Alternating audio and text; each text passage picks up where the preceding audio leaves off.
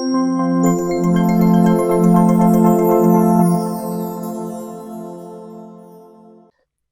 hello everybody. Welcome to the Tech Trailblazers Founders on Fire podcast and video cast. I'm delighted that today joining me is Richard Lee, who is the CEO of Ambassador Labs, who are our developer trailblazers from last year. Hello, Richard. Hello, pleasure to be here. Great. Well, it's an absolute pleasure to have you here with us. Are you in Boston at the moment? I am in Boston. It's starting to feel like spring or summer, depending on your point of view. So, well, as long as it's warming up, that's the most important thing. That's the most important thing. Well, obviously, it's a pleasure to have you with us. And obviously, our developer category has only been around for a couple of years, but you guys have been in the developer world for a while now. So, could you tell us a little bit about Ambassador Labs itself? yes, we were formed actually in 2014. And when I say formed, it was really just me sort of just talking to folks around some of the problems they had.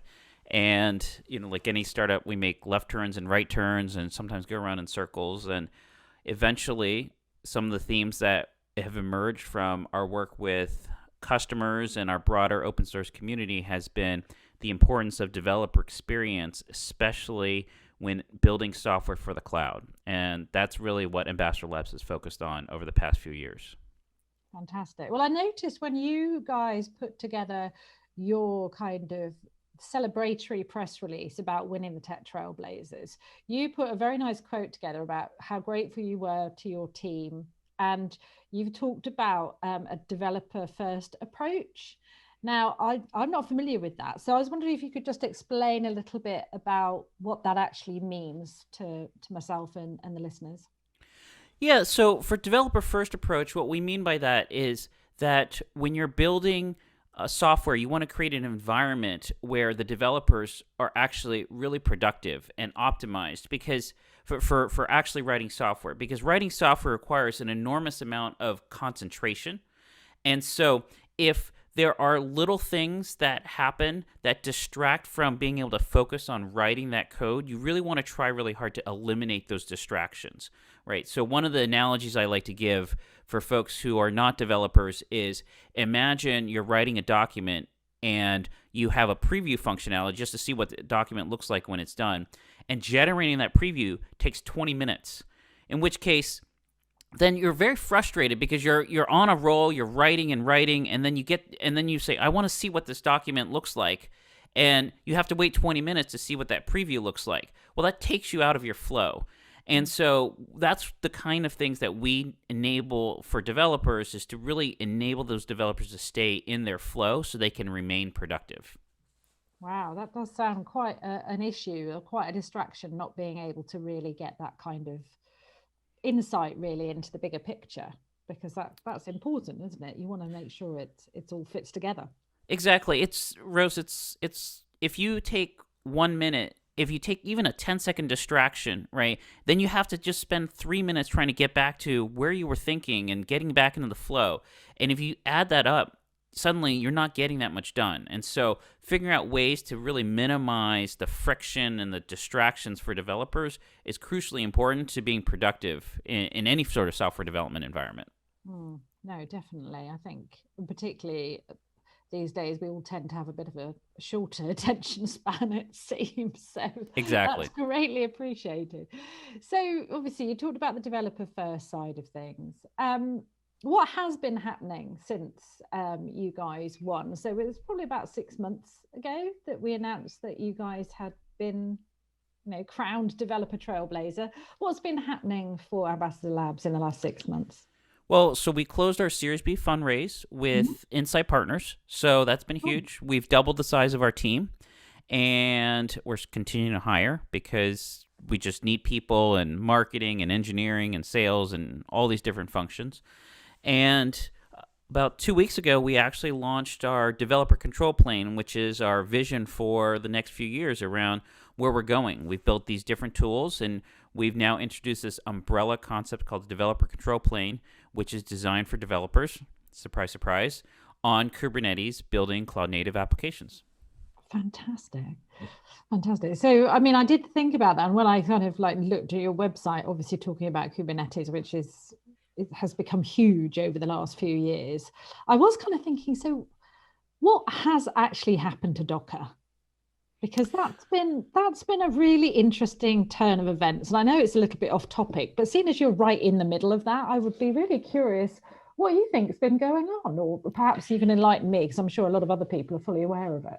Yeah, well, Docker's is really still around and thriving. I think what the challenge with Docker was they built this amazing technology that everyone started to use, and then they were conflicted around the commercialization strategy. Do we try to figure out how to commercialize with developers, or do we figure out how to commercialize with your operations engineers, your system administrators? And so they tried to do both as a company, and I think that was actually very difficult. It's very difficult to try to figure out two different monetization strategies at the same time, even in a single company. And what I've seen Docker do very successfully now is, Docker Incorporated has refocused entirely on developer. They're doing super well. And then at the same time, they've spun off their sort of operations business and they sold it to Mirantis. And Mirantis is doing well, selling to the operations engineers and system administrators. So I think now the core technologies in Docker are really being used, but just sort of in two different companies with two different focus areas. And I think that ultimately has been very successful so far for Docker. Yeah, so it eliminated the confusion that Right. perhaps was internal, a bit of a push and pull there on the culture and the approach. Oh, well, that's Exactly. good to know. That's good to know. So we shouldn't write them off at all. Absolutely not. They're doing Fantastic. great. They just did this huge deal with Amazon Web Services, with Docker, and they're going like gangbusters. And everyone in the world still uses Docker desktop. So I think they're doing very well. Good. Good to hear. Good to hear. So that was interesting. There was another thought, which is absolutely 100% off topic, but please just humor me a little bit.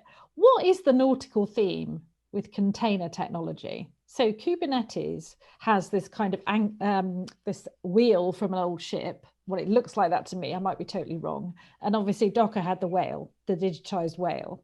Is there something nautical that I don't know about the technology or references, apart from obviously containers, container ships? I don't know. Honestly, Rose, I think it's just because engineers are bad at explaining things and coming up with, and so we rely very heavily on analogies. And someone started with this container ship analogy, and it stuck long enough that people started sticking with this sort of general analogy. I don't know if it's a good analogy or a bad analogy, but I think this is just not an engineer's forte. And this Kubernetes cloud world is just so different that the biggest challenge is really trying to explain things to people, right? So analogies are a good way to try to bridge that gap. Absolutely, absolutely. Certainly helps for me, that's for sure. So, I mean, are we seeing now that, obviously what we've all been dealing with the pandemic and the way that that has impacted the way that companies are operating, and obviously digitization, digital transformation, pushing stuff into the cloud. Are you seeing that that's driving a lot of the development?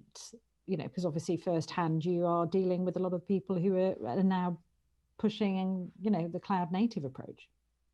Absolutely. We see that there's just, especially with the pandemic, things have even accelerated. Everyone has recognized that really over the next decade, the success of businesses is predicated on the speed of their digital transformation, right? So the winners in the next 10 years are going to be the ones that successfully execute on their digital transformation strategies, and cloud native Kubernetes and development for cloud native applications is a huge part of that digital transformation strategy.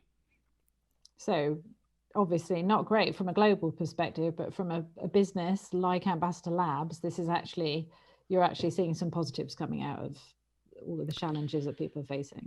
Yeah, absolutely. I mean, obviously the pandemic has been a terrible tragedy for millions, tens of millions of people, and the world is still sort of in this crazy state. But I think in terms of from a business perspective, the demand for digital transformation technologies, expertise, workflows has accelerated. Absolutely. Cool. So how I mean, obviously, you guys put out quite a lot of publicity around when you were winning. How important was that for you and the team, and your, your conversations with the investment community that you won a Developer Trailblazer Award? I think it's all part of this narrative. It's a huge honor, and it's a big part of the narrative of us building momentum and recognition in the space for all the hard work the team has done. Right, so it's just like, in my mind, it's very similar to winning customers and growing your community. It's getting more of that third party validation is very rewarding to both the folks internally as well as to folks externally. So I think the Trailblazers Award has really been part of that narrative that we've been building towards and continue to work on over time. Brilliant. Well, we were delighted to have you involved, and delighted that you got the recognition that you deserve. So if we take things perhaps a little bit further, what kind of stuff? Because you've had quite an illustrious career in startups, actually, Richard, having stalked you now effectively on LinkedIn. You're involved with Geo Security, I believe Rapid7 is another name that you're associated with. So this is not your first time out of the blocks with a startup. No, this is the first time I've actually founded a startup, but I would characterize myself as a startup person, and I was early at Rapid7 and saw them grow through the left right before the IPO, and early at Duo. So it's, I love building companies. I think it's the ultimate challenge. So cool. Well, we look forward to seeing where you're going to be taking Ambassador Labs, and looking sort of at the wider industry, and perhaps a little bit sort of future gazing for you, Richard. But obviously you are in the thick of it there in the developer community. What do you see, say, in 10 years' time, enterprise technology is going to look like? What are perhaps some of the things that we're going to be seeing then? I think over the past 5-10 years, there's been a secular shift towards developers adopting getting more responsibility around decision making, and I think that trend will continue, if not accelerate. Right. So traditionally, development has been told what to do, and what we've realized is that if we can actually figure out ways to empower developers to really understand the needs of a business, the digital transformation actually goes faster. And I think that's probably the biggest trend that I see over the past few years, and it's accelerating.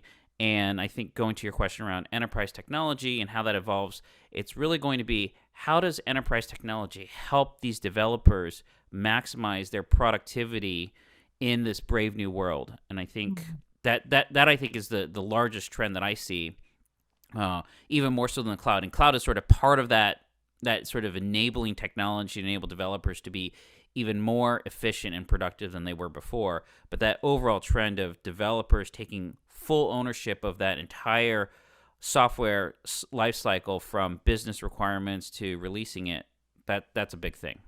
Yeah, because when you're at that sort of ground level, you actually can start to think about the stuff that you develop now being the right stuff as a platform for the future. If you're not really in that process, in that environment, you could be going off down a little rabbit hole thinking that you're doing the right thing because that's what they've said, but you would never have done it that way if you'd have known what the bigger picture was, or what the end goal was. Exactly, right. And we see this in big ways, where here's our business goal, here's this new market we want to tackle, and also in smaller ways. Even, if you're an e-commerce site and you make changes to the shopping cart, right, you want to make sure that the conversion rates of people putting items in your shopping cart doesn't actually decrease with any of your changes, that it actually increases. And giving developers an awareness and understanding of those things it just results in better development, faster development cycles. And that's what you see with the best companies, is the developers understand the business metrics that they're optimizing towards, and they're constantly working towards optimizing towards those business metrics. Yeah, no, that sounds very exciting development. So that should be interesting to watch over the coming years. And kind of the same question, but not about the technology side of things. I mean, obviously you've been in a lot of startups through your career. And I think there's no argument that what's happened with the pandemic has changed the world in many, many, many areas. And I think also in the startup world as well.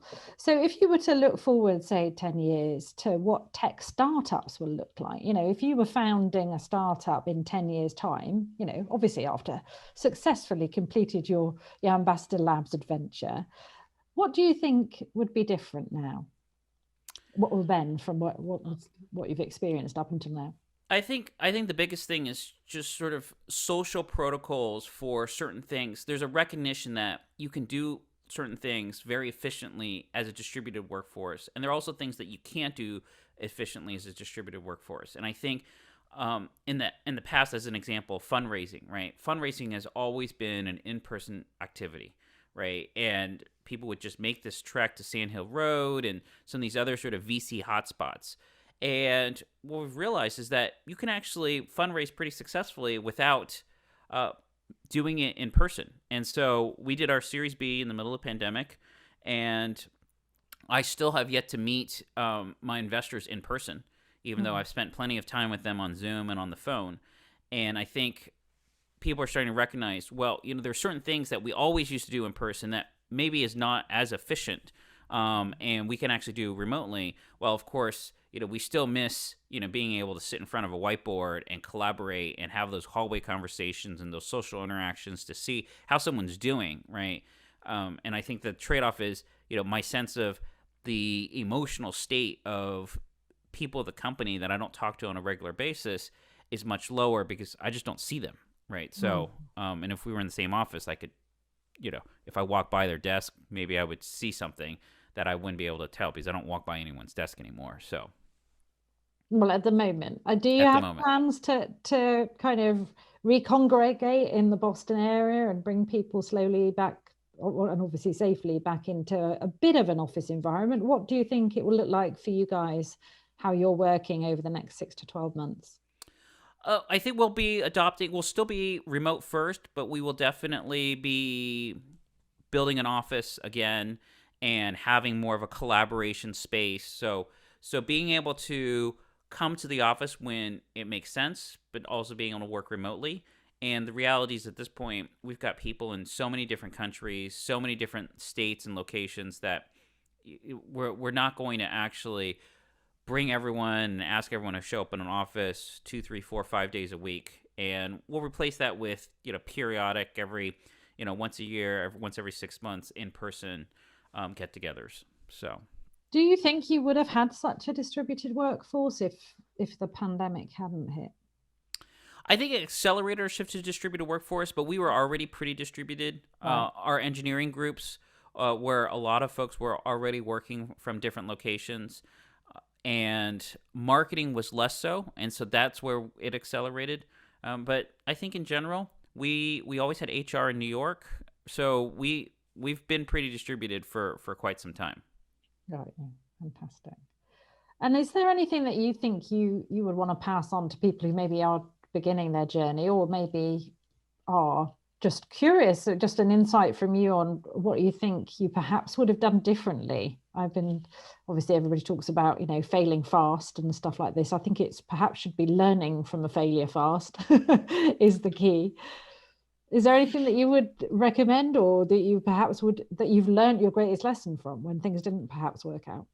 Yeah, I think you have to always be very honest with yourself, right? Is something actually working? And if it's not working, you have to be honest and be willing to move on and make difficult decisions and not do something for the sake of doing things. And I think every time we've been honest with ourselves, it's been a painful process, but it results in the right result. Because if no one's actually buying whatever it is that you're doing, then you have to be honest with yourself and say, no one is buying. Why is that? And because the reality is, if you're not changing anything and no one is actually buying, as an example, then no one will continue to buy. And so you have to figure out how to evolve your business and be honest with yourself. And so that's, I think, the hardest thing to do is to just constantly be honest with yourself around how things are actually going.